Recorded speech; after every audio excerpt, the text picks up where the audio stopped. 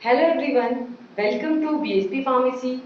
I am Nikita Gupta, and as we started our subject Community Pharmacy and Management, chapter number 8 Over the Counter Medications. जैसे कि हमने start किया था हमारा subject community pharmacy और कैसे इस कम्युनिटी फार्मेसी को मैनेज किया जाता है, कम्युनिटी फार्मेसी क्या होती है, एक कम्युनिटी फार्मासिस्ट की क्या रोल है, क्या इम्पोर्टेंस है, इसको हम इस सब्जेक्ट में डिस्कस कर रहे थे। तो यहीं पर हम डिस्कस करेंगे हमारा चैप्टर नंबर 8, जिसके अंदर हम देखेंगे कि ओटीसी ड्रग्स क्या होती है। ओटीसी ड्रग्स मतलब ओवर द काउंटर ड्रग्स, यानी कि वो ड्रग्स, वो मेडिकेशन जो कि काउंटर के ऊपर से दी जाती है। इसका मतलब ये नहीं है कि कोई ड्रग्स है जो काउंटर के नीचे से दी जाती है। इसका मतलब ये है कि वो ड्रग्स जिन्हें बिना प्रिस्क्रिप्शन के भी इजीली दिया जा सकता है, ठीक है, वो इसके अंदर आती है।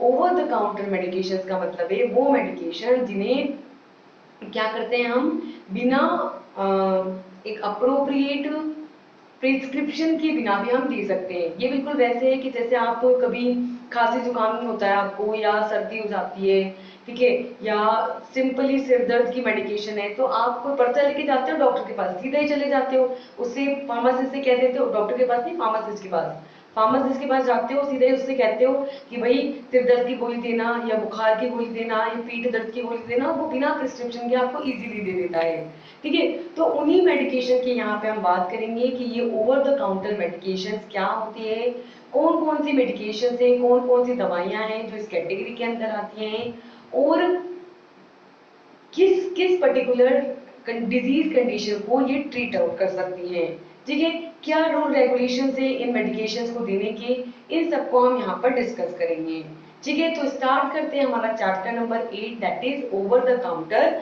मेडिकेशंस। क्या होती है, देखो ओवर द काउंटर मेडिकेशन, सबसे पहले ये देखो।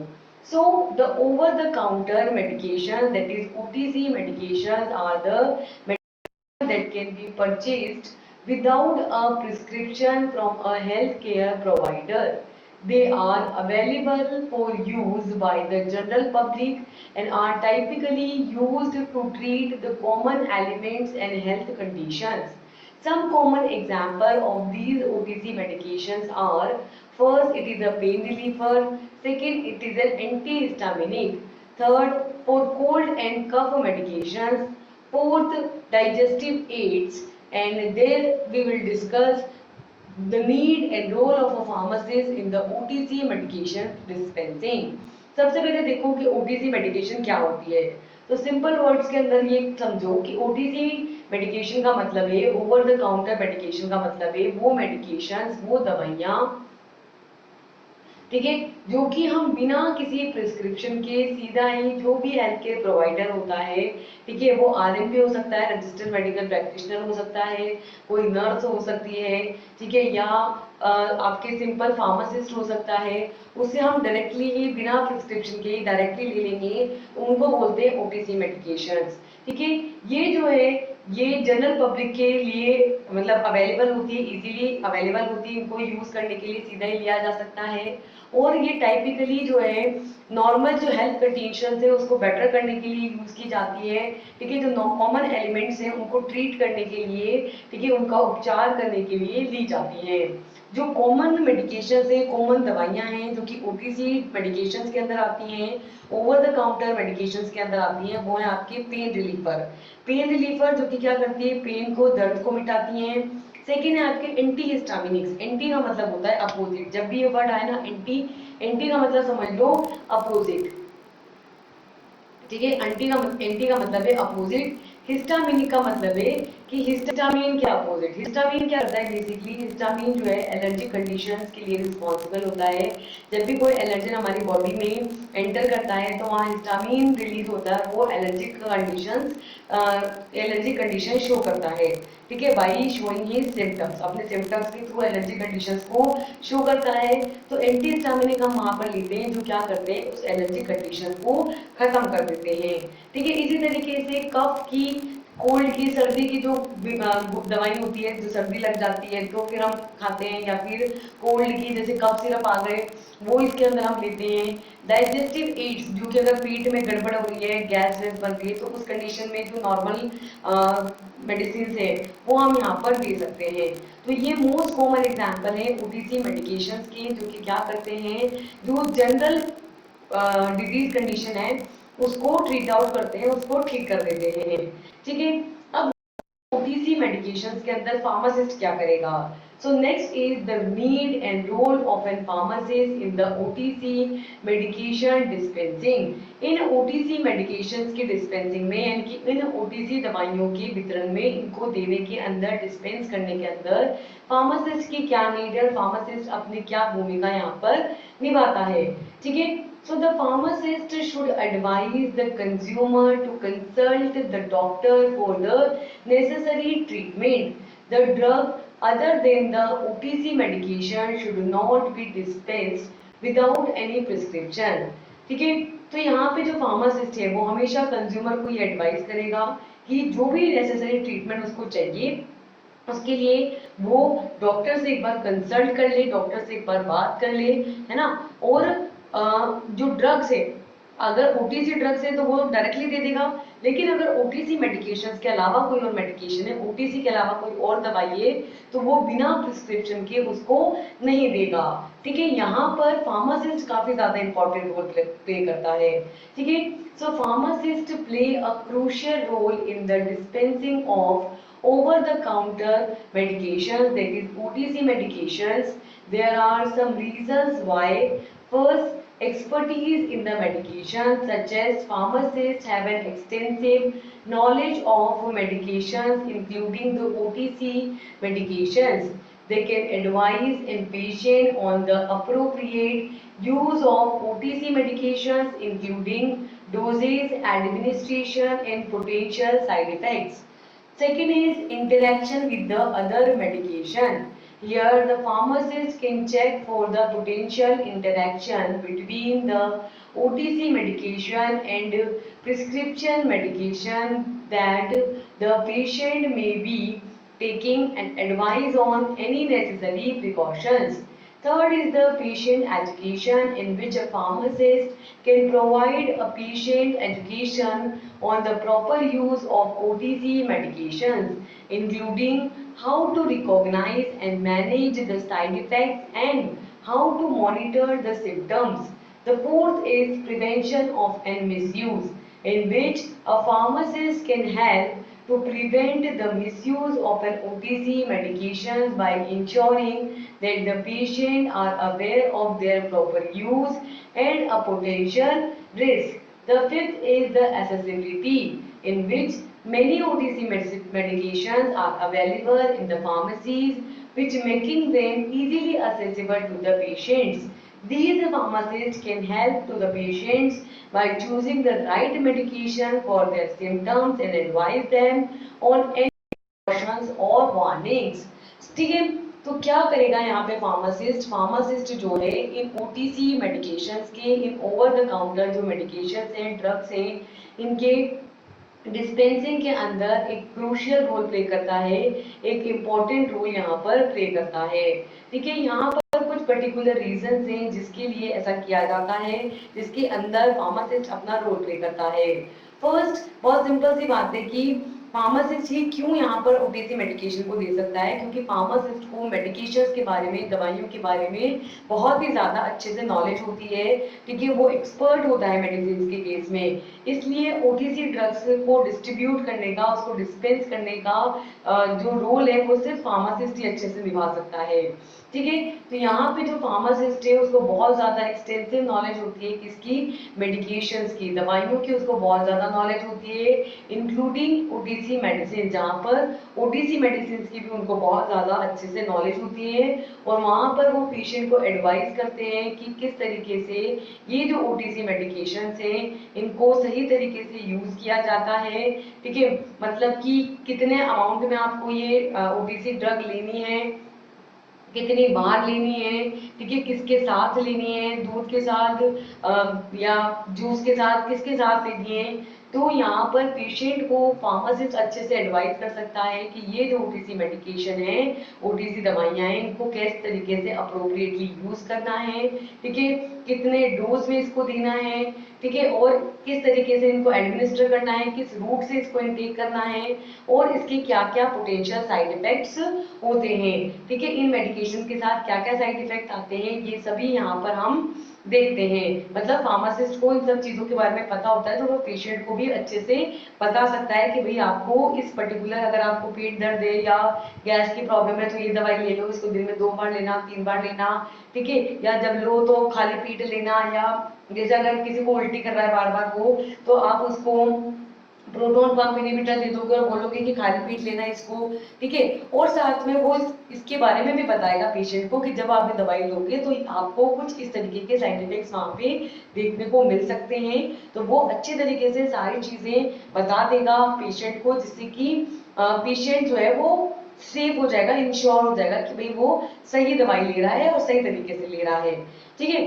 सेकेंड है कि अगर जैसे मान लो कि कोई एक ड्रग अगर वो खुद ले रहा है पेशेंट, तो उसको क्या पता कि ये ड्रग जो है किसी और ड्रग जो वो ले रहा है उसके साथ इंटरेक्शन कर सकती है, या किसी अदर फूड मटेरियल के साथ इंटरेक्शन कर सकती है, लेकिन फार्मासिस्ट को तो पता है, ठीक है। तो यहाँ पे फार्मासिस्ट जो है अच्छे से चेक करता है कि पेशेंट का कोई और मेडिकेशन तो नहीं ले रहा, या वो उसको सजेस्ट करेगा कि जब आप इस टाइम पे ये बिल्कुल भी मत खाना, ठीक है। तो इस तरीके से फार्मासिस्ट की नॉलेज को यहाँ पे यूज किया जाएगा। सो फार्मासिस्ट यहाँ पे क्या करेगा, चेक करेगा कि ये जो ओटीसी मेडिकेशंस हैं, ठीक है, ये उसको दी जा रही है, और क्या उसको कोई और प्रिस्क्रिप्शन मेडिकेशन दी जा रही है, प्रिस्क्रिप्शन में लिखी हुई दवाई उसको दी जा रही है, जो कि एक दूसरे से इंटरेक्शन कर सकती है, जिसकी वजह से पेशेंट को मतलब प्रॉब्लम हो सकती है, ठीक है। तो इन सब चीजों को फार्मासिस्ट पहले चेक करेगा कि पेशेंट पहले से कौन सी दवाई ले रहा है जो कि प्रिस्क्रिप्शन बेस पे ले रहा है, और जो भी नेसेसरी प्रिकॉशंस हैं, ठीक है, जो उसको लेने चाहिए पेशेंट को, उनके लिए उसको एडवाइस भी करेगा, उसके लिए उसको बताएगा, समझाएगा कि भाई देखो तुम पहले से ये दवाई ले रहे थे, तो अब अगर तुम ये दवाई लोगे तो ये प्रॉब्लम देखने को मिल सकती है, ठीक है, तो इसके लिए ये कर लेना ताकि ये प्रॉब्लम नहीं होगी, ठीक है। थर्ड है पेशेंट एजुकेशन।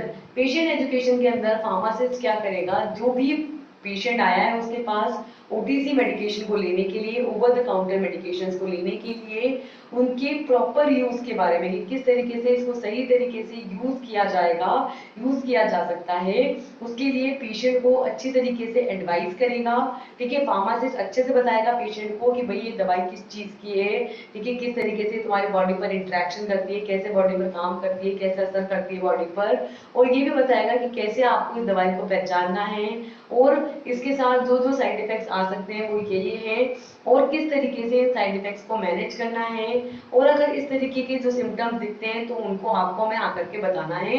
उन सारे सिम्टम्स को फार्मासिस्ट नोटिस भी करेगा, उनको मॉनिटर भी करेगा, ठीक है।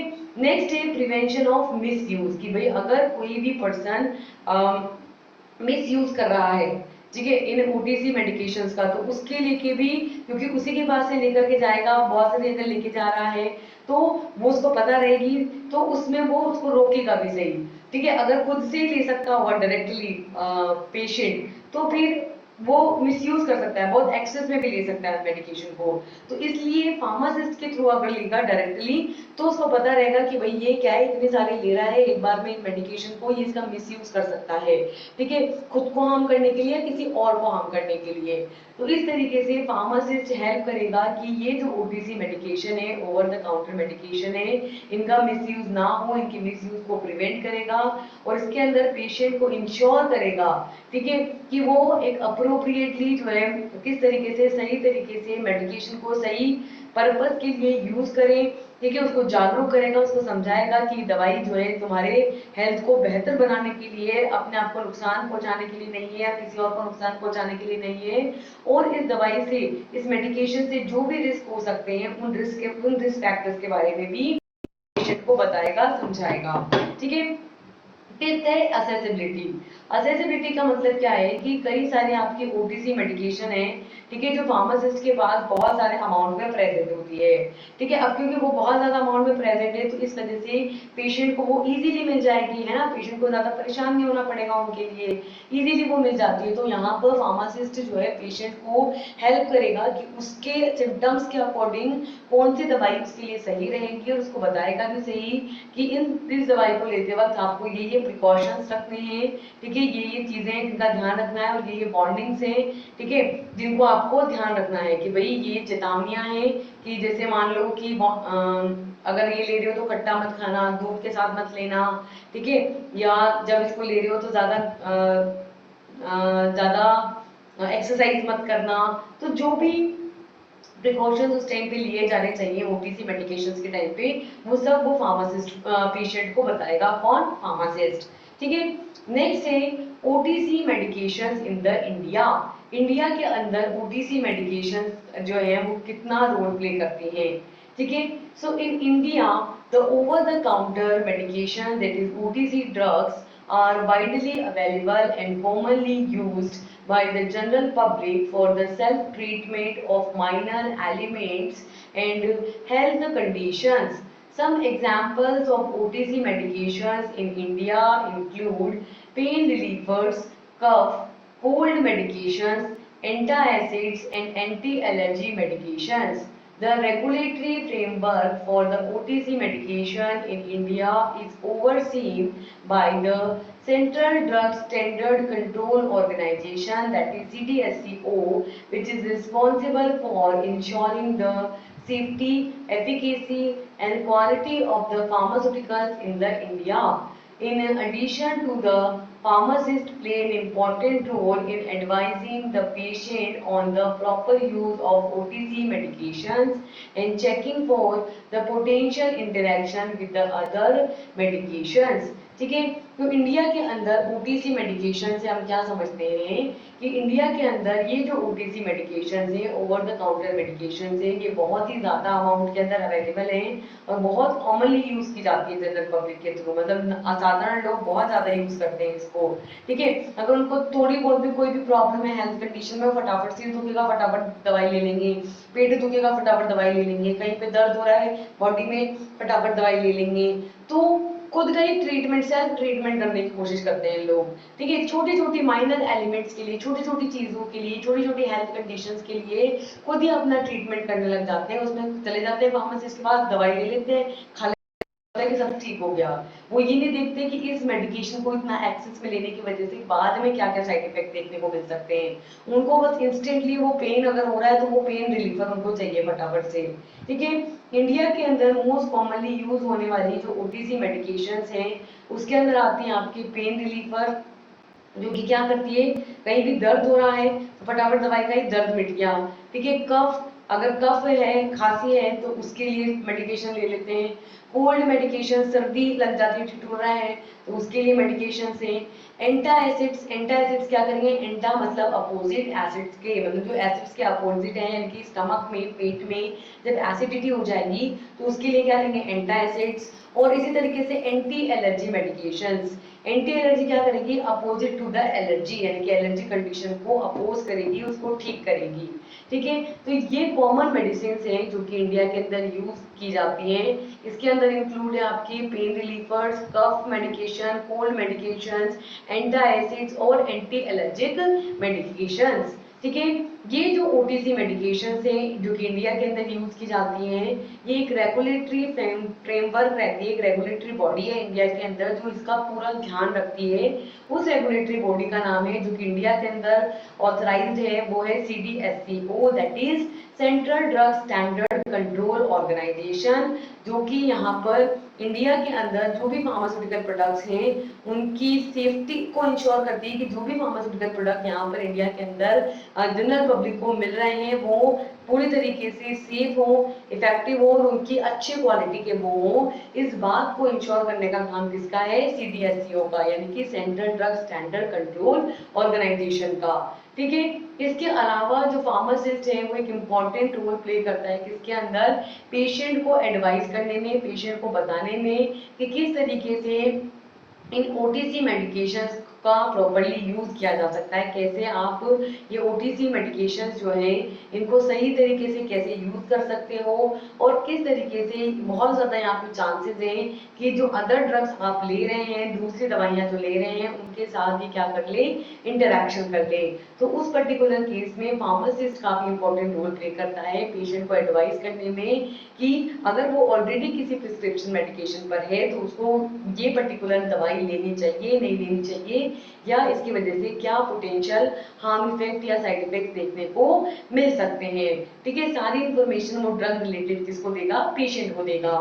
Next is counselling for the OTC products. In OTC या ओवर द काउंटर प्रोडक्ट्स की काउंसलिंग, ठीक है, इसकी काउंसलिंग के अंदर आएगा कि भाई आपको जब काउंसलिंग करोगे, आप पेशेंट के साथ बात करोगे तो उसको बताओगे कि भाई इस मेडिकेशन की कितने डोज में आपको लेनी है, इसके क्या क्या साइड इफेक्ट्स हैं, ठीक है, जब इसको ले रहे हो तो क्या क्या आपको प्रिकॉशंस रखने हैं, क्या क्या वार्निंग्स को ध्यान में रखना है, कोई दूसरी मेडिकेशन तो ले रहे हो नहीं ले रहे हो उस टाइम पे, ठीक है, अगर ले रहे हो तो किस तरीके की इंटरेक्शंस यहाँ पे हो सकती है, कितनी देर में दवाई असर दिखाना शुरू करेगी, कब तक इसका असर बना रहेगा, किस तरीके से इसको स्टोर करना है, और लास्ट में कैसे इसको डिस्पोज करना है, कैसे इसको खत्म करना है।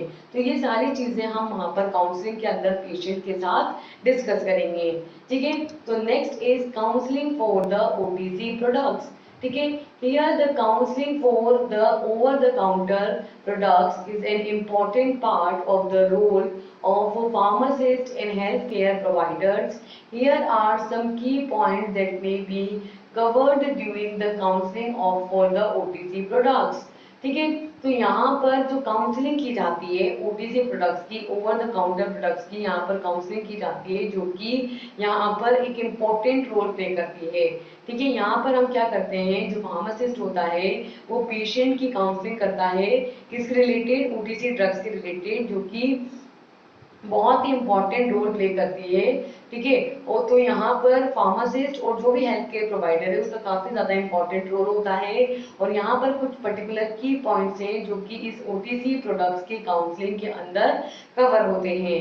ठीक है, फर्स्ट आता है इसके अंदर indications and doses in which the pharmacist और the health care provider should explain the indication for the product and the recommended doses based on the patient's age, weight and medical history. ठीक है, तो यहाँ पर हम जो भी pharmacist है या जो भी हेल्थ केयर प्रोवाइडर है वो पेशेंट को पूरी तरीके से एक्सप्लेन करेगा, पूरी तरीके से बताएगा कि प्रोडक्ट के क्या क्या इंडिकेशंस है, यानी कि प्रोडक्ट के क्या क्या यूज है, किस किस पर्पज के लिए इसको यूज किया जा सकता है, और इसके लिए एक अप्रोप्रिएट डोज अमाउंट को रिकमेंड करेगा कि इतना अमाउंट जब आप लोगे तभी आपको एक अप्रोप्रिएट रिजल्ट देखने को मिलेगा, जो इस बात पे डिपेंड करता है कि पेशेंट की एज कितनी है, पेशेंट की वेट कितना है, और पेशेंट की मेडिसिन को लेकर के, मेडिकल कंडीशंस को लेकर के उसकी क्या हिस्ट्री रही है, उसके अकॉर्डिंग एक अप्रोप्रिएट डोज और उसका अमाउंट जो है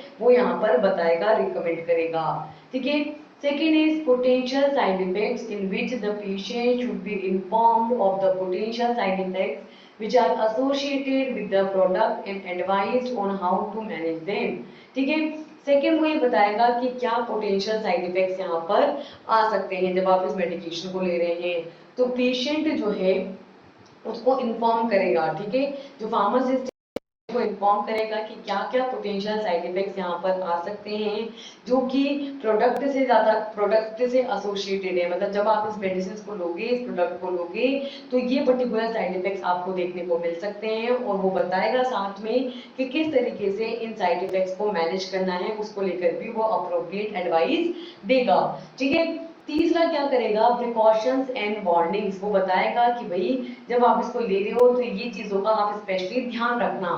ठीक है, so patient should be advised on any precautions or warnings which are associated with the product, such as avoiding certain activities or food while using the product. ठीक है। तो यहाँ पे फार्मासिस्ट पेशेंट को एडवाइस करेगा कि उसको जब वो प्रोडक्ट को यूज कर रहा है तब कौन कौन से प्रिकॉशंस रखने हैं, किन किन चीजों का ख्याल रखना है और कौन कौन सी चेतावनियां आपको यहाँ पे ध्यान रखनी है कि भाई स्पेशली इस चीज का तो बहुत ही ज्यादा ख्याल रखना, जैसे कि अगर किसी फूड के साथ कोई इंटरेक्शन करती है, ठीक है, तो उस फूड को आपको उस प्रोडक्ट को यूज करते वक्त नहीं लेना है, ठीक है, या कुछ पर्टिकुलर एक्टिविटीज हो सकती है जब उस मेडिसिन को आप ले रहे हो तब उसको नहीं करना है।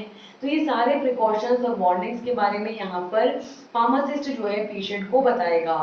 Fourth है interaction with the other medications in which a patient should be advised on the potential interaction between the product and the other medications they may be taking, including the prescription medications, OTC medications and the supplements। ठीक है, तो यहाँ पर patient जो रहेगा, ठीक है, उसको फार्मासिस्ट बताएगा कि ये जो मेडिकेशन है दूसरी मेडिकेशंस के साथ किस तरीके से इंटरेक्शन कर सकती है, कि और अगर कोई दवाई ले रहे हो साथ में तो वो दोनों आपस में इंटरेक्शन करके हो सकता है कि इफेक्ट बढ़ जाए, हो सकता है कि इफेक्ट कम हो जाए, हो सकता है कि कुछ और साइड इफेक्ट्स आ जाए। ठीक है, तो जो भी इंटरेक्शन का रिजल्ट हो सकता है वो सभी चीजों के बारे में यहाँ पर फार्मासिस्ट जो है पेशेंट को एक्सप्लेन करेगा, पेशेंट को बताएगा।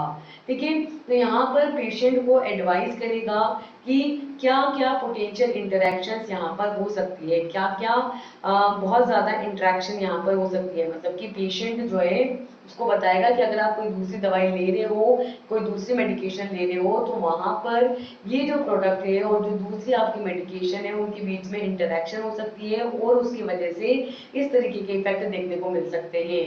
ठीक है, तो अगर मान लो कि जैसे अगर आप ओटीसी ड्रग्स के साथ कोई प्रिस्क्रिप्शन मेडिकेशन ले रहे हो, प्रिस्क्रिप्शन में लिखी हुई दवाई ले रहे हो, या कोई दूसरी ओटीसी मेडिकेशन, कोई दूसरी ओटीसी दवाई ले रहे हो, या कोई सप्लीमेंट ले रहे हो, तो उसके साथ आपकी ड्रग इंटरेक्शन कर ले और कुछ सर्टेन यहाँ पर साइड इफेक्ट्स देखने को मिले।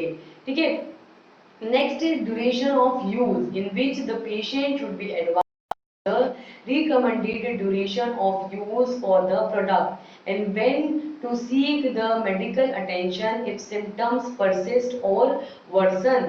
ठीक है, तो यहाँ पर ये बताएगा फार्मासिस्ट पेशेंट को, ये बताएगा, ये एडवाइस करेगा कि कितने टाइम के लिए आपको इस दवाई को यूज करना है। ठीक है, और अब इस टाइम के बाद नहीं यूज करना है, तब तक जो भी टाइम बताया तब तक तो कंटिन्यूसली यूज करना है, नॉन एड्रेस नहीं होना चाहिए। ठीक है, और कब ये कंडीशन आ गई है कि अब जो है आपको मेडिकल अटेंशन लेने की जरूरत है, कि अगर सिम्टम्स नहीं जा रहे हैं ओटीसी ड्रग से, ठीक है, अगर आप ओटीसी ड्रग ले रहे हो और फिर भी सिम्टम्स बने हुए हैं, ठीक है, या और ज्यादा क्रिटिकल कंडीशन में पेशेंट जा रहा है, तो उसको सलाह दोगे, एडवाइस करोगे कि अब आप जाके एक बार डॉक्टर को दिखा लो। ठीक है, तो यहाँ पे फार्मासिस्ट पेशेंट को एडवाइस करेगा कि कितने ड्यूरेशन ऑफ यूज के लिए, कितने टाइम तक उस प्रोडक्ट को यूज किया जा सकता है, कितने टाइम तक उसको यूज करना है, उससे कम टाइम तक यूज नहीं करना, उससे ज्यादा टाइम तक भी यूज नहीं करना। ज्यादा करोगे टॉक्सिसिटी हो जाएगी, कम करोगे तो अप्रोप्रिएट इफेक्ट नहीं आएगा। ठीक है, और ये बताएगा फार्मासिस्ट पेशेंट को कि भाई अगर अभी भी सिम्टम्स बने हुए हैं जबकि आप ओटीसी ड्रग ले रहे हो या और ज्यादा क्रिटिकल स्टेज में आप जा रहे हो, तो अब आपको मेडिकल अटेंशन की जरूरत है, अब आपको एक बार डॉक्टर को दिखा लेने की जरूरत है। ठीक है, और लास्ट है storage and disposal in which a pharmacist suggests a patient to advise on a proper storage and disposal of the product including keep it out of reach of children and disposing it properly according to the local regulations। ठीक है, इसके अंदर pharmacist patient को ये advice करेगा, ये बताएगा कि किस तरीके से उसको प्रोडक्ट को अच्छे से जब वो यूज कर रहा है तब उस टाइम पे उसको कैसे स्टोर करना है जिससे कि वो अपनी अप्रोप्रिएट कंडीशन में बना रहे, डिग्रेड ना हो। ठीक है, तो अप्रोप्रिएट स्टोरेज कंडीशन क्या है, दैट मीन्स कि कितने टेम्परेचर पे स्टोर करना है, कितने प्रेशर पे स्टोर करना है, ठीक है, कितनी ह्यूमिडिटी कंडीशंस में स्टोर करना है, ये बताएगा। और लास्ट में ये बताएगा कि भाई जब आप पूरी तरीके से इसको यूज कर लो उसके बाद फाइनली आपको उसको कैसे डिस्पोज करना है, कैसे इसको खत्म कर देना है। ठीक है, जिसके अंदर है कि भाई आप फार्मासिस्ट पेशेंट को बताएगा कि भाई इस दवाई को जो है बच्चों से दूर रखना है और लास्ट में लोकल रेगुलेशंस के अकॉर्डिंग फाइनली इसको क्या कर देना है, डिस्पोज कर देना है, इसको जला करके भस्म कर देना है, खत्म कर देना है। ठीक है, या जमीन के अंदर गाड़ सकते हो, जला सकते हो, तोड़ के खत्म कर सकते हो, जैसे भी वो बताता है उस तरीके से आपको इसको डिस्पोज करना है। ठीक है, next is self medication and role of pharmacists in promoting the safe practice during the self medication। Self medication क्या होता है कि खुद, कुछ लोग होते हैं ना खुद से अपने आप से दवाई लेने लग जाते हैं, उसको बोलते हैं self medication. So next is self-medication and role of a pharmacist in promoting the safe practices during the self-medication। कि जैसे मैंने बताया कि कुछ लोग होते हैं जो खुद ही दवाई ले लेते हैं अपने आप से, बिना किसी फिजिशियन से या किसी आरएमपी से कंसल्ट किए बिना। तो ये सेल्फ मेडिकेशन क्या होती है और इस सेल्फ मेडिकेशन के अंदर फार्मासिस्ट अपना रोल कैसे प्ले करता है, और इस सेल्फ मेडिकेशन के दौरान किस तरीके से सेफली मेडिकेशन की डिलीवरी हो, कि सेफली लोग जो भी दवाई ले रहे हैं उससे उनकी हेल्थ जो है और ज्यादा खराब नहीं हो जाए, इस बात को इंश्योर कौन करेगा, फार्मासिस्ट। किस तरीके से करेगा, तो देखो सबसे पहले कि सेल्फ मेडिकेशन होता क्या है।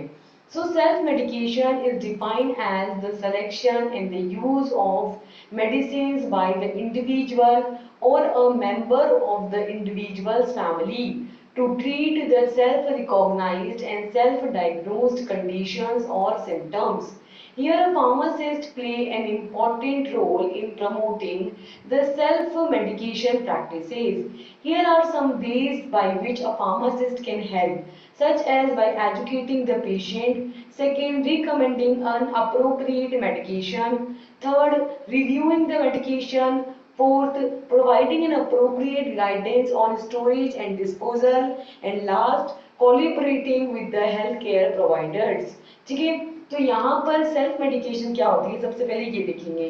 सेल्फ मेडिकेशन का मतलब है कि सिलेक्शन और यूज किसका, मेडिसिन का, कि भाई यहाँ पर जो भी इंडिविजुअल पर्सन है, ठीक है, जो भी पर्सन यहाँ पर मेडिकेशन ले रहा है या फिर फैमिली के किसी भी पर्सन को मेडिकेशन दे रहा है, ठीक है, तो ये जो मेडिकेशन ये यूज कर रहा है, ठीक है, तो वो कौन सी वहां पर उसको चूज करनी है, उसका सिलेक्शन, और किस तरीके से उसको यूज करना है, किसके लिए, खुद को ठीक करने के लिए, खुद को ट्रीट करने के लिए।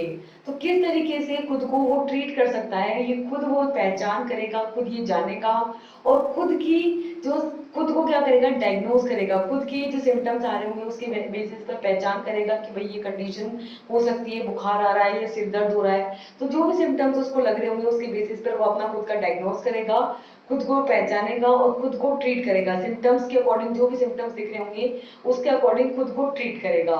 ठीक है, यहाँ पे जो फार्मासिस्ट है वो एक इम्पॉर्टेंट रोल प्ले करता है किसके अंदर, सेल्फ मेडिकेशन के अंदर, कि जो भी कोई पर्सन खुद ही जो है मेडिकेशन दवाइयाँ ले रहा होता है, सेल्फ मेडिकेशन की प्रैक्टिस कर रहा होता है, तो वहां पर किस तरीके से ये जो सेल्फ मेडिकेशन वो कर रहा है वो सेफली करे, ठीक है, सेफ हो वो मेडिकेशन, सेफ्टी के साथ हो, इसके अंदर फार्मासिस्ट अपना एक इम्पॉर्टेंट रोल प्ले करता है। ठीक है, यहाँ पर कुछ तरीके बताए गए हैं जिससे फार्मासिस्ट क्या कर सकता है, हेल्प कर सकता है। कैसे, फर्स्ट वो क्या करेगा, educating the patients, in which the pharmacist can educate the patient about the importance of seeking the medical advice before self-medicating. They can also inform the patients about the potential risk of self-medication such as drug interactions and adverse effects। ठीक है, तो यहाँ पर pharmacist क्या करेगा, जो भी patient है उसको एजुकेट करेगा, उसको बताएगा किसके बारे में, ड्रग्स के बारे में, दवाइयों के बारे में, कि दवाई क्या है, किसके लिए यूज करनी है, कैसे यूज करनी है, जब यूज कर रहे हो तो क्या क्या चीजों की सावधानी रखनी है, किस चीजों के साथ नहीं लेनी है, कितनी बार यूज करनी है, सारी इंफॉर्मेशन वो देगा उस ड्रग के बारे में, किसको, पेशेंट को, कि किस तरीके से ड्रग तुम्हारी बॉडी पर जाकर के इफेक्ट प्रोड्यूस करेगी। ठीक है, तो यहाँ पे जो फार्मासिस्ट है वो पेशेंट को एजुकेट करेगा किसके बारे में, कि जब भी वो सेल्फ मेडिकेशन ले रहा है, खुद से दवाई ले रहा है, तो वहां पर अगर उसको कोई एडवाइस चाहिए, मेडिकल एडवाइस, तो किस तरीके से मेडिकल एडवाइस उसको वहां पे, वो एडवाइस कौन देगा, फार्मासिस्ट। ठीक है, और उस मेडिसिन की इंपॉर्टेंस के बारे में बताएगा और उसको एक अप्रोप्रिएट सही तरीके से एडवाइस करेगा कि भाई कैसे उसको जो है सही दवाई जो है वो ले सकता है, सही तरीके से लेगा, ठीक है। और वो इन्फॉर्म करेगा पेशेंट को किसके बारे में कि जब आप सेल्फ मेडिकेशन लेते हो, खुद से दवाई लेते हो, तब क्या क्या वहां पर रिस्क हो सकते हैं, ठीक है, कि आप किस तरीके की ड्रग इंटरेक्शंस हो सकती हैं, किस तरीके के साइड इफेक्ट्स यहाँ पर देखने को मिल सकते हैं। Second is recommending an appropriate medication, in which a pharmacist can recommend over the counter medication for the minor elements such as or cold. They can also advise a patient on the appropriate dose and duration of treatment. ठीक है, यहाँ पे जो आपका pharmacist है वो जो भी आपकी ओटीसी ड्रग है, ओवर द काउंटर ड्रग से सिर्फ उन्हीं को रिकमेंड करेगा, उन्हीं के बारे में बताएगा पेशेंट को कि अगर जैसे आपको थोड़ी बहुत दिक्कत आ रही है, कोई माइनर एलिमेंट है जैसे कि सिर दर्द हो रहा है, ठंड लग रही है, तो उसमें कौन सी आप ओटीसी ड्रग ले सकते हैं, ठीक है। तो उस ओटीसी ड्रग को बताएगा, उस ड्रग की अप्रोप्रिएट डोज के बताएगा कि कितने अमाउंट में आप उसको ले सकते हैं, और उसका ड्यूरेशन ऑफ ट्रीटमेंट क्या रहेगा, कितने टाइम के लिए आप उसको वहां पर ले सकते हैं, कितनी देर तक आप उसको यूज कर सकते हैं, कितने टाइम के लिए यूज कर सकते हैं, मतलब कितने दिनों तक आपको उसको यूज करना है, उससे ज्यादा नहीं करना है, अदरवाइज टॉक्सिसिटी कर देगा वो, ठीक है। तो ये सारी चीजें फार्मासिस्ट पेशेंट को समझाएगा। Third, reviewing the medication, in which a pharmacist can review a patient's medication to identify and potential drug interactions and contraindications before recommending an over the counter medication, ठीक है। तो यहाँ पर फार्मासिस्ट क्या करेगा, pharmacist जो है पेशेंट की जो मेडिकल कंडीशन है उसको रिव्यू करेगा, उसको देखेगा कि भाई एक्चुअल में क्या कंडीशन है पेशेंट की, है ना, और ये आइडेंटिफाई करेगा, ये पहचान करेगा कि उसको कौन सी ड्रग देनी है, ठीक है। जब वो ड्रग ले रहा है तो और किसी ड्रग के साथ जो हो सकता है प्रिस्क्रिप्शन ड्रग वो ले रहा हो साथ में, तो वहां पर किस तरीके से ड्रग्स जो है दूसरी ड्रग्स के साथ या फूड मटेरियल के साथ इंटरेक्शन कर सकता है, कैसे वो कॉन्ट्रा इंडिकेशन करेगा। कॉन्ट्रा इंडिकेशन मतलब कि कौन सी ड्रग्स हैं जिनके साथ उसको नहीं लेना है, जब ड्रग्स ले रहे हो तो क्या चीजें हैं जिनको अवॉइड करना है, जैसे हो सकता है कि स्मोकिंग अवॉइड करनी है, अल्कोहल अवॉइड करनी है, मिल्क अवॉइड करना है, तो जो भी कॉन्ट्रा इंडिकेशन वहां पे कर सकती है उसको रिकमेंड करेगा, उसको बताएगा कि जब आप ओवर द काउंटर मेडिकेशन ले रहे हैं, ओटीसी ड्रग ले रहे हैं, तब ये ड्रग क्या क्या ड्रग इंटरेक्शन कर सकती है, कौन कौन से कॉन्ट्रा इंडिकेशन कर सकती है, ठीक है। Next is providing the guidance on the storage and disposal. Here the pharmacist can advise a patient on how to store the medications safely and how to dispose of them properly. ठीक है, यहाँ पर pharmacist जो है advice करेगा patient को कि किस तरीके से जो है वो इन मेडिकेशन को स्टोर करके रखेगा ताकि ये खराब ना हो, डिग्रेड ना हो, और फाइनली जब आप इनको यूज कर ले और आपके पास एक्सेस में बच जाए मेडिकेशन, तो उसको आपको लास्ट में कैसे डिस्पोज करना है, कैसे उनको खत्म कर देना है, ठीक है। फिफ्थ है ताकि कोई और उसका मिस यूज ना कर सके। फिर है collaborating with the healthcare providers, in which a pharmacist can work with the healthcare providers to ensure that the patient receive an appropriate care and medication. Pharmacist क्या करेगा, पेशेंट की कंडीशन को देखते हुए उसको बताएगा कि एक बार डॉक्टर को दिखा लो या एक बार यहाँ क्लिनिक है उसको नर्स को दिखा लो, ठीक है। तो यहाँ पर फार्मासिस्ट क्या करेगा, अदर हेल्थ केयर प्रोवाइडर्स के साथ काम करता है वो, और इस बात को इंश्योर करता है कि जो पेशेंट है उसको एक अप्रोप्रिएट केयर और ट्रीटमेंट मिले, एक अप्रोप्रिएट मेडिकेशन मिले। इसके लिए उसकी हेल्थ कंडीशन को देखते हुए वो एक अप्रोप्रिएट जो भी हेल्थ केयर प्रोवाइडर होगा, नर्स हो सकती है, पैरामेडिकल स्टाफ हो सकता है, ठीक है, डॉक्टर्स हो सकते हैं, उनको रिकमेंड करेगा कि एक बार इनको जाकर दिखा लो, कोई भी दिक्कत है तो फिर बताना आपके, ठीक है। तो इस तरीके का काम भी फार्मासिस्ट करेगा, ठीक है। अब नेक्स्ट है कि भाई कौन कौन से कंडीशंस है जिसके अंदर हम ओटीसी ड्रग्स ले सकते हैं। जैसे कि फर्स्ट है कि पेन के मैनेजमेंट में अगर दर्द हो रहा है तो आप ओटीसी ड्रग ले सकते हो, इसमें सिंपली आपको एनाल्जेसिक लेना है, एनाल्जेसिक मतलब पेन रिलीफर, ठीक है। सेकेंड, आप कोल्ड कफ की कंडीशन में अगर ठंड लग रही है या कफ है तो उसकी कंडीशन में ले सकते हो। थर्ड, डायरिया की कंडीशन में। फोर्थ, कॉन्स्टिपेशन की कंडीशन में। फिफ्थ, वॉमिटिंग यानी उल्टी की कंडीशंस में। सिक्स, फीवर यानी बुखार आ रहा है तो ले सकते हो। सेकेंड, सेवंथ है सोर थ्रोट, गले में खराश है तो ले सकते हो, ठीक है। एक स्किन डिसऑर्डर, अगर स्किन पर कोई डिसऑर्डर है, स्किन रैशेज हैं, तो उस कंडीशन में ले सकते हो। ओरल हेल्थ की कंडीशन में, मुंह में अगर कोई दिक्कत है तो ले सकते हो। ठीक है, तो इस तरीके से 9 कंडीशन है जिसके अंदर आप क्या ले सकते हो, ओटीसी ड्रग्स ले सकते हो। एक एक को हम डिस्कस करेंगे और देखेंगे कि कौन कौन सी ड्रग्स है जो यहाँ पर हम लेते हैं। ठीक है, तो फर्स्ट है आपके pain management. In this pain is a common symptom which is experienced by the many people and there are several self-care measures that can be taken to manage the pain. Here are some tips for the managing the pain. First is the rest. Rest is essential part of a pain management. It allows your body to heal and recover. However, prolonged rest can also be harmful, so it is very important to balance a rest with the gentle activity. ठीक है, pen जो है वो बहुत ही common symptom है। बहुत सारे लोग जो है कई बार body pain, shoulder pain, back pain, headache, है ना, फिजिकल हैंड पेन, तो इस तरीके से कई अलग अलग तरीके की पेन जो है मोस्ट ऑफ द पीपल जो है एक्सपीरियंस करते हैं। ठीक है, और मोस्ट ऑफ द केसेस में वो सिंपल सेल्फ केयर कर लेते हैं, खुद से ही खुद को ठीक कर लेते हैं। या तो वो रेस्ट कर लेते हैं या एक अप्रोप्रिएट कोई भी एनाल्जेसिक मेडिसिन ले लेते हैं जिससे कि पेन जो है वो ठीक हो जाए। ठीक है, तो वो एक अप्रोप्रिएट सेल्फ केयर करते हैं जिससे कि वो पेन को क्या कर सके, मैनेज कर सके, पेन को ठीक कर सके। यहाँ पर कुछ टिप्स हैं जिसके थ्रू आप पेन को मैनेज कर सकते हो, यानी कि पेन को ठीक कर सकते हो। दर्द अगर हो रहा है तो उसको ठीक कर सकते हो। जैसे कि फर्स्ट है रेस्ट।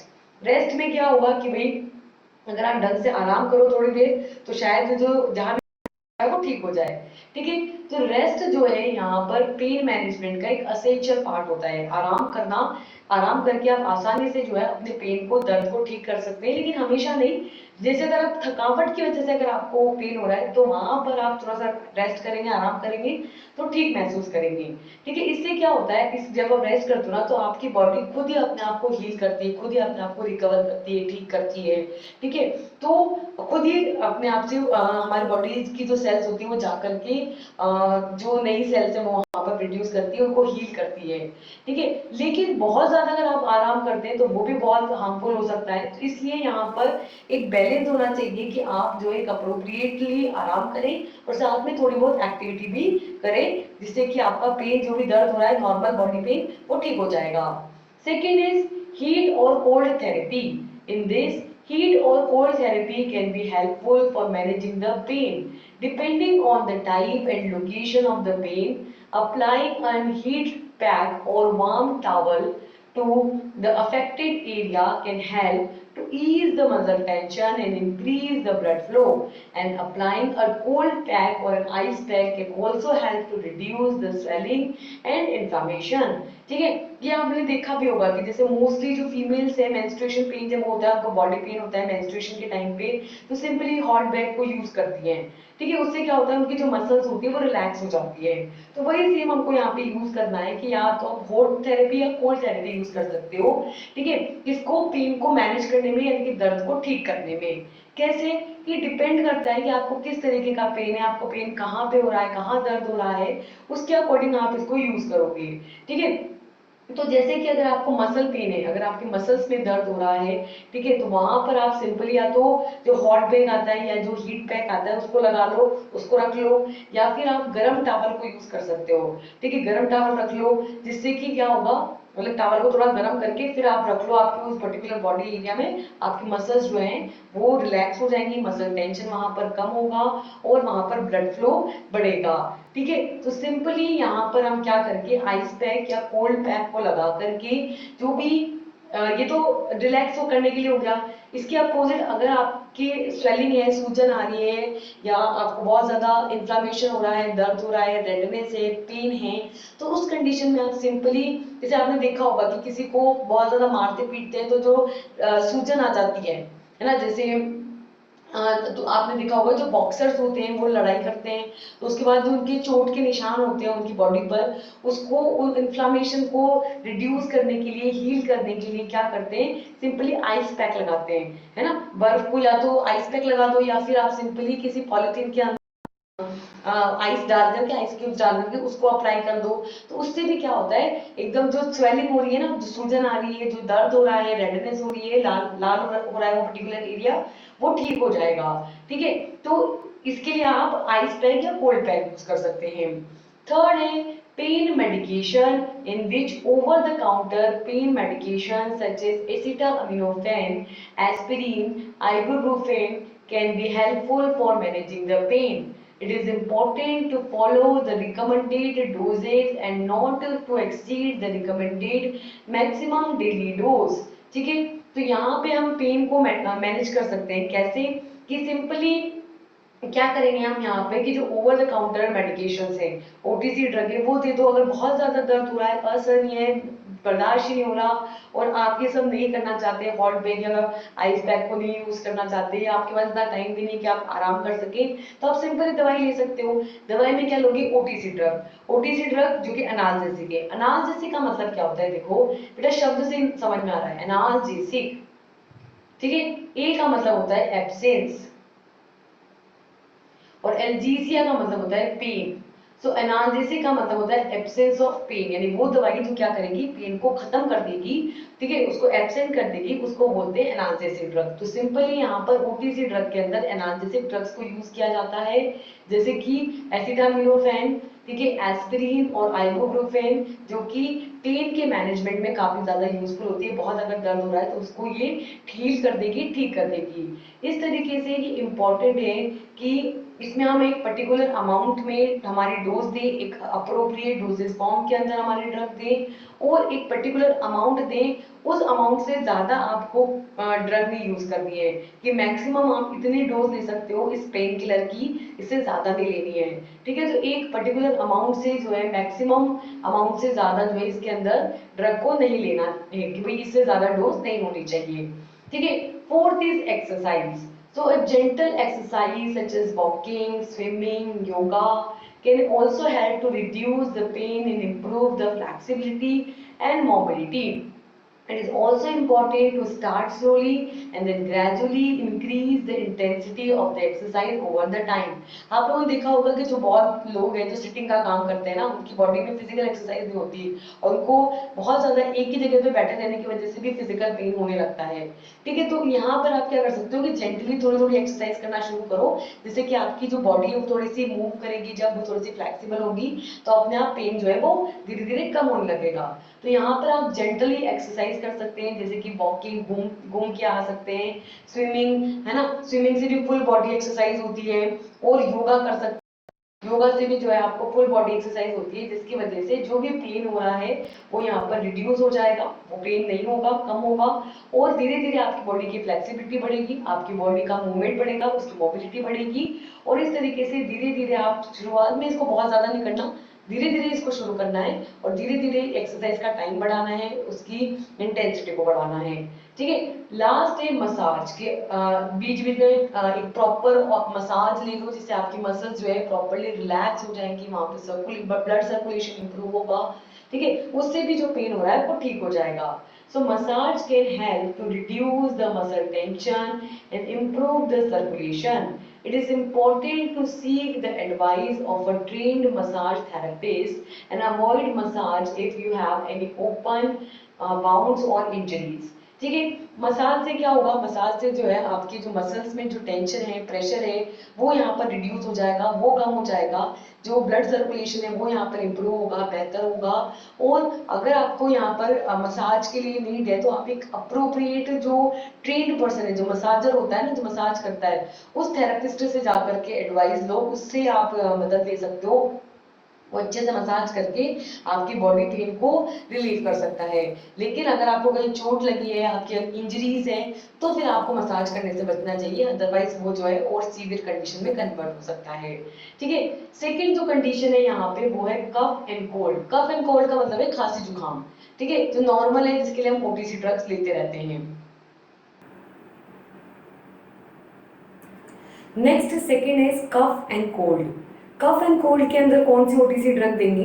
तो देखो कि cough and cold are the common conditions that affect many people, especially during the colder months.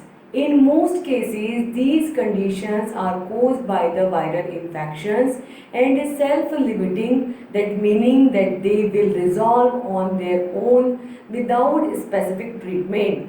However, there are some things which you can do to alleviate your symptoms and promote a faster healing. ठीक है, तो कफ हो जाना, cold हो जाना, ये common conditions होती हैं, ठीक है, जो कई सारे लोगों को अफेक्ट करती हैं, स्पेशली जो कोल्डर मंथ्स होते हैं, यानी सर्दी का दिन होते हैं, नवंबर दिसंबर में, तो बहुत बहुत कॉमन है ठंड लगना, गला जो है वो बैठ जाना, ठीक है, कफ हो जाना, खांसी जुकाम हो जाना, ये सब सर्दियों में बहुत कॉमन देखी जाती है, ठीक है। मोस्ट ऑफ द कंडीशंस के अंदर मोस्ट ऑफ द केसेस के अंदर ये जो कंडीशन है किसकी वजह से होती है, वायरल इन्फेक्शन की वजह से होती है, यानी वायरस यहाँ पर इन्फेक्शन करता है, ठीक है। और ये सेल्फ लिमिटिंग है कि खुद बॉडी भी धीरे धीरे इसको हील कर लेती है, मतलब कि आप बिना किसी स्पेसिफिक ट्रीटमेंट के खुद भी जो है इसको रिजॉल्व कर सकते हैं, इसको ठीक कर सकते हैं। फिर भी यहाँ पर कुछ चीज़ें हैं जो कि आपके सिम्टम्स जो रहते हैं उनको कम कर सकते हैं, और आपकी जो हीलिंग प्रोसेस है, ठीक होने की प्रोसेस है, उसको फास्ट कर सकते हैं, जल्दी कर सकते हैं, ठीक है। There are some tips for the self care in the condition such as cold and cough, ठीक है। यहाँ पर कुछ कंडीशंस हैं, कुछ टिप्स हैं जिसके थ्रू हम इन कोल्ड और कफ की जो कंडीशंस हैं इसके अंदर खुद को सेल्फ केयर कर सकते हैं, खुद को ठीक कर सकते हैं। कैसे? First, by stay hydrated, that is drink plenty of fluid such as water, soup, tea, which to help thin out the mucus and keep your body hydrated. Second, by taking the rest, in which get plenty of rest to help your body fight with the infection and promote healing.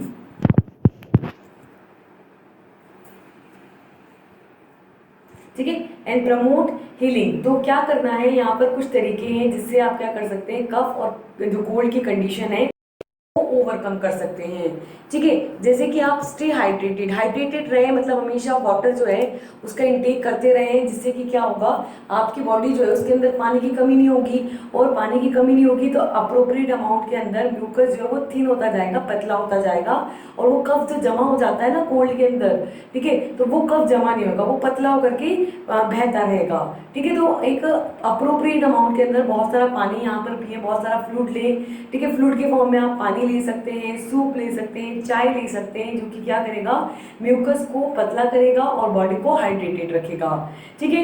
Second, आप rest ले सकते हैं, आप एक appropriate सही amount में rest ले, आराम करें, जिससे कि आपकी बॉडी जो है वो इन्फेक्शन, जो वायरल इन्फेक्शन है उससे फाइट कर सके, उससे लड़ाई कर सके और हील कर सके, बॉडी जो है खुद को एकदम ठीक कर सके, इसके लिए अप्रोप्रिएट अमाउंट में रेस्ट लें।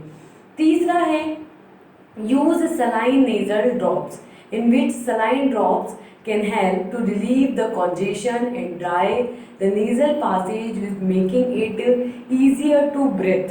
Fourth, use a humidifier. The humidifier can help to keep the air moist, which can ease the congestition and coughing. Fifth is gargle with the salt water. So by gargling with the warm salt water can help to soothe the sore throat and to reduce the inflammation. Sixth is take over the counter medication, that means over the counter medication such as pain relievers, cough suppressants can help to alleviate the symptoms such as fever, pain and coughing. ठीक है, तो तीसरी क्या चीज़ कर सकते हैं कि appropriate amount के अंदर नेजल ड्रॉप लें। कैसे? सलाइन मतलब जिसमें क्या हो, NaCl, ठीक है। तो नमकीन जैसे आप नेजल ड्रॉप लें, जिससे क्या होगा कि यहाँ पे जो कॉग्निशन हो रहा है ना, जो स्टिफ हो जाती है नाक, आपने देखा होगा कि जब कोल्ड होता है तो नाक है ना, या तो दो कंडीशन होती है, या तो बहुत बहती है नाक, बहती रहती है, ठीक है। तो उस कंडीशन में वहाँ पे हम क्या करेंगे, नेजल ड्रॉप लेंगे। नेजल ड्रॉप क्या करेगा, जो कॉग्निशन है उससे आराम दिलाएगा और इस नेजल पासेज को ड्राई करेगा, ठीक है, जिसकी वजह से आप अप्रोप्रिएटली सही तरीके से ब्रीथ कर पाओगे, अच्छे से सांस ले पाओगे। फोर्थ, आप ह्यूमिडाइजर का यूज़ कर सकते हैं। ये जो ह्यूमिडिफायर है, ह्यूमिडिफायर क्या करेगा, ह्यूमिडिटी को चेंज करेगा, ठीक है, नाम से समझ में आ रहा है, ह्यूमिडिफायर, ह्यूमिडिटी को चेंज करने वाला। तो ये जो ह्यूमिडिफायर है ये क्या करेगा, जो आपकी मॉइस्ट एयर है जिसमें मॉइस्चर प्रेजेंट है, ठीक है, उसको यहाँ पर मॉइस्चर को प्रॉपरली बनाए रखेगा, जिससे कि जो कफिंग है, जो कफ हो रहा है, गले में कफ जम रहा है, नाक में स्टिफनेस हो रही है, उससे आराम मिलेगा ह्यूमिडिफायर की हेल्प से, ठीक है। फिफ्थ है कि आप जो है सॉल्ट वाटर जो होता है, नमकीन पानी, उसकी गार्गलिंग करो, मतलब पानी में नमक मिला उससे गागल करो, जिससे कि थ्रॉट में, गले में जो दर्द है, ठीक है, सूखापन है, वो उससे आराम मिलेगा। So gargling with the warm salt water can helps to soothe a sore throat and reduces the inflammation। ठीक है, इसके अंदर क्या करते हैं हम, गर्म गुनगुने पानी से गार्गलिंग करते हैं, जिससे कि हमारा जो गला है, ठीक है, उसको स्मूथ होएगा, सॉफ्ट होएगा, उसके अंदर जो सोर्स है, खराश है, सूखापन है, वो यहाँ पर स्मूथ होएगा, और जो इन्फ्लामेशन है, पेन है, वो यहाँ पर रिड्यूस होएगा, मिनिमाइज होएगा। ठीक है, सिक्स हम क्या करेंगे, ओवर द काउंटर मेडिकेशंस को लेंगे, ओटीसी ड्रग्स को लेंगे। ठीक है, तो ओटीसी ड्रग्स ले सकते हो, कौन कौन सी, कि यहाँ पे आप ओटीसी ड्रग ले सकते हो, जैसे अगर दर्द हो रहा है तो पेन रिलीफर ले सकते हो, पेन किलर ले सकते हो। कफ यहाँ पे प्रोड्यूस हो रहा है तो कफ सप्रेसेंट, जो कि कफ के प्रोडक्शन को रोक देगा, तो कफ सप्रेसेंट ले सकते हो, जो कि आपकी कफिंग को रोकेगा, और फीवर यानी बुखार, पेन, दर्द और कफिंग की जो प्रॉब्लम है उसको ठीक करेगा। ठीक है, थर्ड जो कंडीशन है वो है आपके डायरिया। डायरिया समझते हैं आप सभी कि भाई बहुत एक्सेस अमाउंट के अंदर वाटरी स्टूल जो है वो यहाँ पर एलिमिनेट होगा, उसको बोलते हैं डायरिया। ठीक है, कैसे ठीक कर सकते हैं इसको, so drink plenty of fluid to prevent the dehydration. Second, avoid solid food for a few hours but then gradually introduce easy to digest food such as bananas, rice, apple, sauce, toast, है ना, bread in diet. Third, avoid milk, caffeine and alcohol as they worsen the diarrhoea. ठीक है, तो diarrhoea की condition में देखो बहुत ज़्यादा अमाउंट में, एक्सेस अमाउंट में वाटरी स्टूल है, तो यानी कि बहुत ज़्यादा वाटर निकल रहा है बॉडी से, तो बॉडी में वाटर की कमी आ जाएगी, तो डिहाइड्रेशन हो सकता है। तो उस डिहाइड्रेशन को रोकने के लिए हमें एक सफिशिएंट अमाउंट के अंदर पानी पीते रहना है। ठीक है, सेकेंड, हमें जो सॉलिड फूड मटेरियल है, कुछ घंटों तक, कम से कम कुछ घंटों तक सॉलिड फूड मटेरियल नहीं खाना है। ठीक है, धीरे धीरे उस टाइम पे पहले कुछ धीरे धीरे खाना चालू करना है, जिसमें जो इजीली डाइजेस्ट हो जाए, ऐसे फूड आइटम खाने हैं। ठीक है, तो आप यहाँ पे ले सकते हो, जैसे केला खा सकते हो, चावल खा सकते हो, एप्पल खा सकते हो, सॉस खा सकते हो, ठीक है, टोस्ट खा सकते हो, तो जो आसानी से डाइजेस्ट हो जाए इस तरीके का फूड आइटम लेना है। और पर्टिकुलरली डायरिया की कंडीशन में बिल्कुल भी दूध नहीं लेना है, मिल्क नहीं लेना है, कैफीन यानी कि चाय कॉफ़ी नहीं लेनी है, ठीक है, और अल्कोहल नहीं लेनी है। ठीक है, अगर आप लेते हैं तो और ज़्यादा वर्सन कंडीशन हो जाएगी, और ज़्यादा खराब कंडीशन हो जाएगी। ठीक है, fourth is constipation. Constipation diarrhoea की बिल्कुल अपोजिट है। कॉन्स्टिपेशन में क्या होगा, स्टूल जो है वो एलिमिनेट होने में बहुत डिफिकल्टी आएगी। ठीक है, तो यहाँ पर क्या करना है, यहाँ पर भी same, drink plenty of fluid specially water. Second, the fibers intake through the fruits, vegetables and whole grains. Third, engage in a regular physical activity such as walking and exercise. Fourth, over-the-counter medication such as stool softener and laxative may be helpful. Hence, it is best to consult a healthcare professionals before taking any medication. ठीक है, तो constipation में क्या हो रहा है, बहुत simple सी बात है।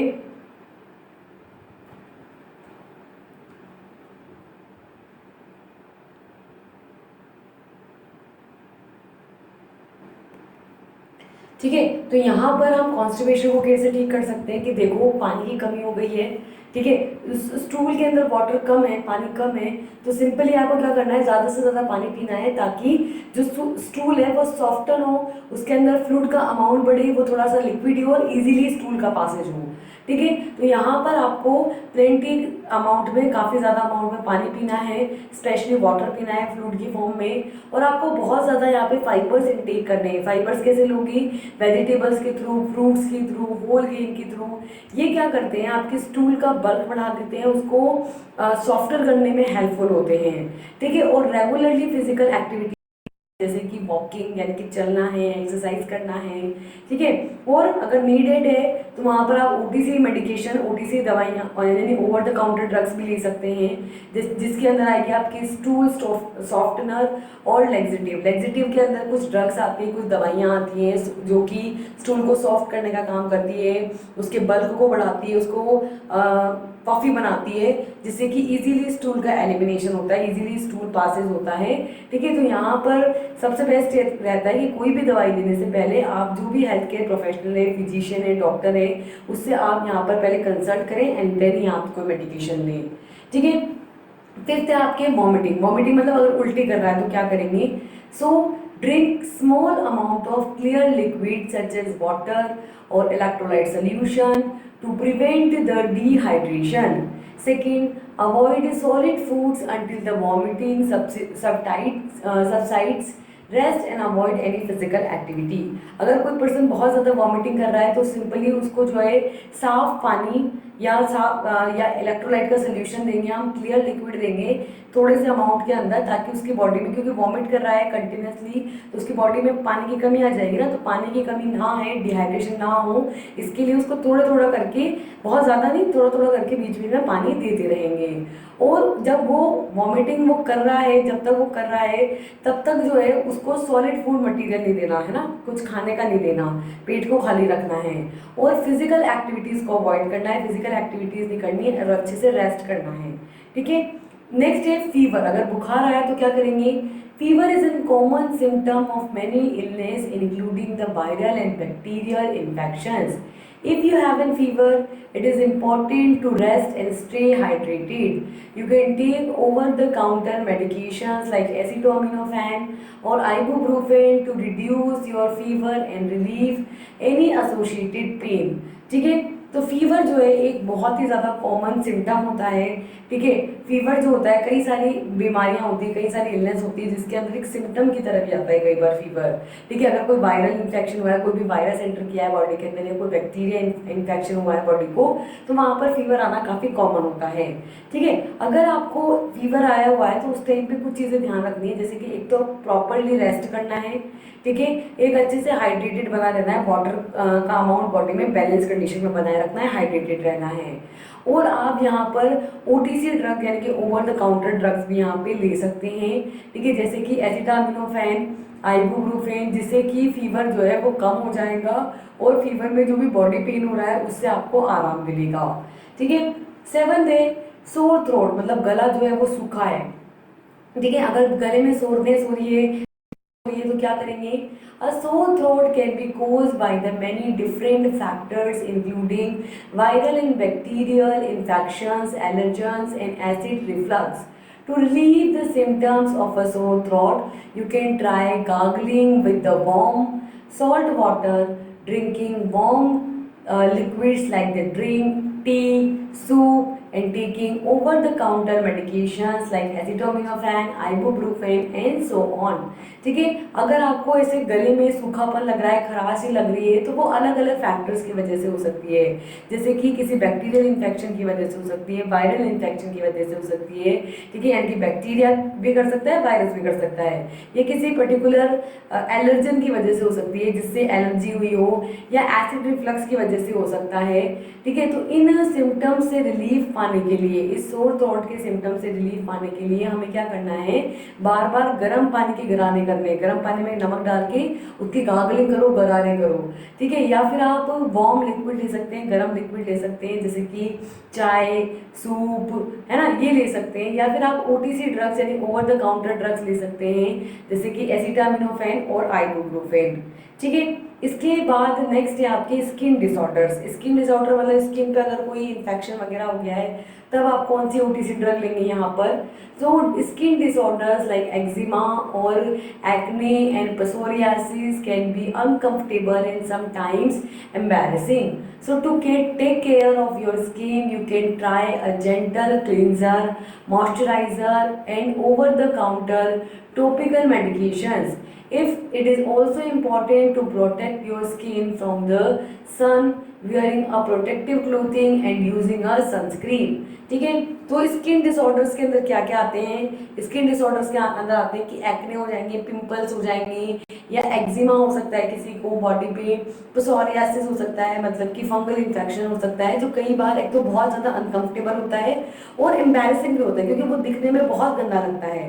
ठीक है, तो यहाँ पर आपकी स्किन को आपको टेक केयर करने की ज़रूरत है। उसके लिए आप यहाँ पर सिंपली क्लींजर को यूज़ करो जो अच्छे से आपकी स्किन को क्लीन करे, प्रॉपर मॉइस्चराइजर लगाओ जो आपकी स्किन को ड्राई होने से रोके, और आप यहाँ पर OTC ड्रग यानी ओवर द काउंटर ड्रग्स को भी यूज़ कर सकते हो जो कि आपकी स्किन को सन से प्रोटेक्ट करके रखेगी। और आप इसके लिए प्रोटेक्टिव क्लोथ यूज़ कर सकते हो, ऐसे कपड़े पहनो जो आपको प्रोटेक्ट करके रखें। सनस्क्रीन को यूज़ करो, ठीक है, जब धूप में बाहर निकल रहे हो तो सनस्क्रीन लगा के रखो ताकि सन की जो रेडिएशंस हैं वो आपकी स्किन को हार्म ना करें, ठीक है। देन लास्ट आता है आपके ओरल हेल्थ। ओरल हेल्थ मतलब कि मुंह की हेल्थ है ना, मुंह में अगर कोई दिक्कत है, जैसे मुंह में छाले हो गए, माउथ अल्सर्स हैं, या दांतों में दर्द, ठीक है, या जो गम्स हैं, जो आपके मसूड़े हैं उनमें सूजन है, तो उन कंडीशंस को कैसे हम ठीक कर सकते हैं, ठीक है। So here oral health is an essential aspect of overall health and well-being. There are several common oral health conditions that individual can experience, including mouth ulcers, dental pain, and gum swelling. In many cases, these conditions can be managed through the self-care practices. Here are some tips for the responding to the oral health symptoms and minor ailments. ठीक है, तो यहाँ पर oral health जो है, मुंह की जो हेल्थ है, वो एक बहुत ही इंपॉर्टेंट और असेंशियल एस्पेक्ट है कि हमारी ओवरऑल जो पूरी हेल्थ है, हमारी जो पूरी ओवरऑल वेलबींग है, उसके अंदर एक बहुत ही असेंशियल पार्ट है हमारा मुंह, ठीक है, और हमारी ओरल हेल्थ, ठीक है। बहुत सारी कंडीशंस यहाँ पे देखने को मिलती है जिसमें लोग जो है बहुत सारी कंडीशंस है जिसको एक्सपीरियंस करते हैं, जो कॉमन ओरल हेल्थ कंडीशंस हैं, जैसे कि माउथ में अल्सर्स, मुंह में छाले हो जाना, दांतों में दर्द होना, मसूड़े में सूजन होना, ऐसी प्रॉब्लम बहुत ही कॉमनली देखी जाती है। और इन केसेस के अंदर, इन कंडीशंस के अंदर हम सेल्फ केयर प्रैक्टिस के थ्रू खुद अपनी देखभाल करके जो है इनको ठीक कर सकते हैं, इनको मैनेज कर सकते हैं। यहाँ पर कुछ टिप्स बताए जा रहे हैं जिसके थ्रू आप इन ओरल हेल्थ के जो सिम्टम्स हैं, ठीक है, उनके लिए अप्रोप्रिएटली सही तरीके से रिस्पॉन्ड कर सकते हैं, और जो भी माइनर छोटे छोटे एलिमेंट्स हैं उन एलिमेंट्स को आप यहाँ पर ध्यान में रख करके अपने मुंह की हेल्थ को अच्छा बना सकते हैं, ठीक है। फर्स्ट है इसके अंदर माउथ अल्सर, मतलब मुंह में छाली। क्या मतलब है इससे? Mouth ulcers are small painful sores that can occur on the tongue, gums और inside the cheeks. They are often caused by the stress, injury or certain food. To manage the mouth ulcer, an individual can first rinse their mouth with the salt water or mouthwash to reduce the pain and inflammation. Second, avoid spicy, acidic and salty food that may can irritate the ulcer. Third, apply a numbing gel or a cream to the ulcer to reduce the pain. And fourth, use a soft bristle toothbrush to avoid the further irritation. ठीक है, तो ये basically mouth ulcer क्या होता है कि छोटे छोटे ना अल्सर्स हो जाते हैं मुंह में, ठीक है, सोर्स हो जाते हैं, छाले हो जाते हैं जो कि बहुत ज़्यादा पेनफुल होते हैं। जैसे अगर स्पेशली वो टंग पे, जीभ पर हुए हैं, गम्स पे, मसूड़ों पे हुए हैं, या यहाँ गाल में अंदर हुए हैं, ठीक है, तो वो काफ़ी ज़्यादा पेनफुल होते हैं। और ये मोस्टली किसकी वजह से होते हैं? स्ट्रेस की वजह से। अगर पर्सन बहुत ज़्यादा स्ट्रेस करता है, या उसको इंजरी हो जाती है, चोट लग जाती है, या किसी एक स्पेसिफिक तरीके का खाना वो खाता है, तो इसकी वजह से ये देखने को मिलते हैं। और ये जो माउथ अल्सर्स हैं इनको कैसे कोई भी पर्सन कि सिंपली आप क्या करो, अपने मुंह को पानी में नमक डाल करके उससे एकदम मुंह में डाल के ऐसे गरारे टाइप्स करो, ठीक है, या फिर आप माउथ वॉश यहाँ पे यूज़ कर सकते हैं जिससे कि आपको दर्द कम होगा, आपको इन्फ्लामेशन कम होगा, मतलब सूजन कम आएगी, दर्द कम होगा, पेन कम होगा, ठीक है। सेकेंड, आप अल्सर्स इरिटेट ना हो इसके लिए आप क्या कर सकते हैं? स्पाइसी फूड मत खाओ, मसालेदार खाना मत खाओ, एसिडिक खाना मत खाओ, और सॉल्टी फूड, नमकीन खाना मत खाओ, ठीक है। और उन जो जहाँ पे अल्सर्स हुए हैं वहाँ पर दर्द को कम करने के लिए आप बार बार वहाँ पे जेल या क्रीम लगाओ। और चौथा कि अगर वहाँ पे इरिटेशन होगी तो उस इरिटेशन को होने से रोकने के लिए जो ब्रश यूज़ कर रहे हैं, टूथ ब्रश, वो सॉफ्ट ब्रश होना चाहिए, उसके ब्रिसल्स जो होंगे, जो उसके आगे के दांत होंगे वो सॉफ्ट होने चाहिए, ठीक है, ताकि अगर वो उस पर लगे तो ज़्यादा दर्द नहीं हो, ठीक है। सेकेंड होता है डेंटल पेन, कि दांत में अगर दर्द है। So dental pain can be caused by a variety of factors including the tooth decay, disease and dental injury. And to manage these dental pain, individual can first rinse their mouth with the warm salt water to reduce the pain and inflammation. Second, take over the counter pain relievers such as ibuprofen or acetaminophen. Third, apply a cold compress to the affected area to reduce the swelling and pain. And fourth, avoid chewing on the affected tooth or area.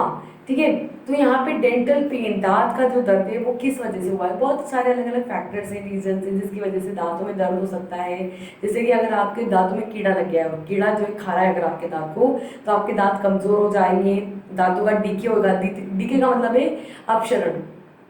अपक्षरण मतलब कि जो कीड़े हैं वो धीरे धीरे आपके दांत को खाते जाएंगे और दांतों में कीड़ा लग जाएगा। ठीक है, गम डिजीज, अगर मसूड़ों में कोई बीमारी है, या डेंटल इंजरी, दांत में कोई चोट लगी है, ऐसे किसी ने मुक्का मारा और उसकी वजह से दांत में दर्द है, तो इस तरीके के डेंटल पेन को मैनेज करने के लिए, इसको ठीक करने के लिए पर्सन को क्या करना होगा कि जो गर्म पानी है उसमें नमक डाल करके इसे मुंह को रिंस करेंगे, उसको साफ करेंगे मुंह को, है ना, ताकि पेन कम हो, इन्फ्लामेशन, दर्द, सूजन जो हो रही है वो वहाँ पर कम हो। सेकेंड, आप OTC ड्रग ले सकते हैं, ओवर द काउंटर ड्रग ले सकते हैं पेन को होने से रोकने के लिए, पेन किलर की फॉर्म में आप यहाँ पे ले सकते हैं। ठीक है, क्या आइबुप्रोफेन और एसिटामिनोफेन। तीसरा, कि जिस भी पर्टिकुलर पार्ट पे दर्द हो रहा है, स्वेलिंग हो रही है, तो उसको कंप्रेस करने के लिए, उस दर्द को कम करने के लिए आप वहाँ पे बर्फ लगा सकते हैं, कुछ भी ठंडा लगा सकते हैं। ठीक है, और फोर्थ है कि भाई उस पर्टिकुलर एरिया पर च्यूइंग नहीं करनी, वहाँ पर अगर हो रहा है दांत में दर्द तो उस तरफ के दांत से चबाना नहीं है। ठीक है, ताकि जो भी दांत है वो उससे अफेक्ट ना हो। ठीक है, थर्ड है गम स्वेलिंग। गम स्वेलिंग मतलब मसूड़ों में सूजन। So gum swelling is often caused by the gum disease और an infection.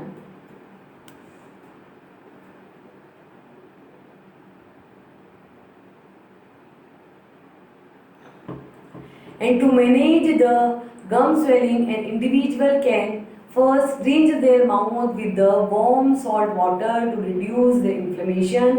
Second, brush and floss regularly to prevent the gum disease. Third, use an antiseptic mouthwash to kill the bacteria and reduce the inflammation. Fourth, apply a cold compression to the affected area to reduce the swelling. ठीक है, तो गम swelling में क्या हो रहा है कि मसूड़ों में सूजन है। ठीक है, ये बेसिकली क्यों होता है कि किसी इन्फेक्शन की वजह से या किसी डिजीज, गम्स में कोई डिजीज है, बीमारी है, तो उसकी वजह से यहाँ पे मसूड़ों में सूजन आ सकती है। और इस सूजन अगर ये आई है तो इसके ट्रीटमेंट को हम कैसे मैनेज करेंगे कि अगेन सेम, आप गर्म पानी में नमक मिला करके उससे मुंह को एकदम पूरा साफ करो, जिससे कि जो इन्फ्लामेशन है, सूजन है, वो थोड़ी कम होगी। ठीक है, दूसरा कि आप वहाँ पर रेगुलरली ब्रश करो। ठीक है, रेगुलरली ब्रश करो, फ्लॉस करो, ताकि कभी भी जो है गम डिजीज हो ही ना, गम्स में बीमारी ना हो, इन्फेक्शन ना हो, उसके लिए रेगुलरली ब्रश करो। तीसरा, आप यहाँ पर किसी एंटीसेप्टिक माउथ वॉश को यूज़ कर सकते हैं। एंटीसेप्टिक क्या करेगा, बैक्टीरिया को किल कर देगा, और किल करके जिस बैक्टीरिया ने वो डिजीज या इन्फेक्शन किया वो मर जाएगा, तो इन्फ्लामेशन कम हो जाएगा। फोर्थ, आप जहाँ पर भी रेडनेस या स्वेलिंग है उस इफेक्टेड एरिया में पेन को कम करने के लिए कोल्ड कंप्रेशन यानी कि ठंडी बर्फ लगा सकते हैं। ठीक है, तो इस तरीके से इन सारे डिजीज को होम रेमेडीज के थ्रू या OTC ड्रग्स के थ्रू क्या किया जा सकता है, ठीक किया जा सकता है। तो इसी के साथ हमारा ये लेक्चर होता है यहाँ पर कंप्लीट। इसके अंदर हमने स्टार्ट किया था OTC ड्रग यानी ओवर द काउंटर ड्रग्स, जिसमें हमने सबसे पहले देखा कि OTC ड्रग्स क्या होती है और कौन कौन सी ड्रग्स हैं जो OTC मेडिकेशन की फॉर्म में यूज की जाती है, और इन OTC मेडिकेशंस के अंदर फार्मासिस्ट का क्या रोल है। फिर हमने देखा कि इंडिया के अंदर क्या कंडीशन है इन OTC ड्रग्स की, और फार्मासिस्ट कैसे इन OTC प्रोडक्ट्स की काउंसलिंग करता है। ठीक है, अब हमने कहा कि कुछ लोग हैं जो सेल्फ प्रैक्टिस के थ्रू भी मेडिकेशंस लेते हैं, तो वहाँ पे फार्मासिस्ट क्या रोल प्ले करेगा, और डिफरेंट कंडीशंस हैं जिसकी सेल्फ केयर की जा सकती है, जैसे कि पेन मैनेजमेंट, ठीक है, cold and cough, diarrhoea, constipation, vomiting, fever, sore throat, skin infection and oral health. ठीक है, जिसके हम होम रेमेडीज के थ्रू या OTC ड्रग्स के थ्रू उसको ट्रीट आउट कर सकते हैं। तो ये बात हुई सारी OTC ड्रग्स की। इसी के साथ हमारा ये लेक्चर होता है यहाँ पर कंप्लीट। अब हम मिलेंगे नए एक लेक्चर के साथ, एक नए टॉपिक के साथ, जिसमें टॉपिक को डिस्कस करेंगे, उसको समझेंगे। तो मिलते हैं नेक्स्ट टॉपिक के साथ। Till then, thank you and all the best. Bye bye.